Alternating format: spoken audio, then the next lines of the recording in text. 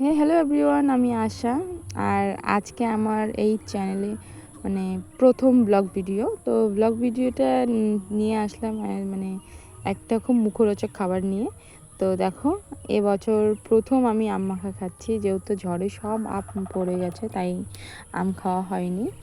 আর আমি যে কোনো কষ্টেই 3-4টে আম ম্যানেজ করেছি যে সেটা আমি মাখাবো। তো চলো তোমাদের সাথে শেয়ার করা যাক। আর আমি যেহেতু একদম নতুন চ্যানেল খুলেছি, তো হয়তো আমার অনেক ভুল ত্রুটি হতে পারে আমার চ্যানেলে বা আমার ভয়েস ওভারে। তো দয়া করে কেউ কিছু মনে না করে ছোট বোন দিদি হিসেবে আমাকে ক্ষমা করে দেবেন। আর অবশ্যই আমাকে ছোট থেকে বড় করতে সাহায্য করবেন। আর সবাই আমাকে সাবস্ক্রাইব করে, একটা কমেন্ট করে, লাইক করে, শেয়ার করে দেবেন। আর দেখো, আমি আমগুলো কথা বলতে বলতে কেটেও নিয়েছি। আর এখানে দিয়েছি, আমি বেশি কিছু দেইনি, শুধু একটু তেল, এই লঙ্কা আর লবণ আর একটু আচার আর একটু হচ্ছে তোমার এই চিনি দিয়েছি, যেহেতু একটু টক ঝাল মিষ্টিটা খেতেই ভালোই লাগে।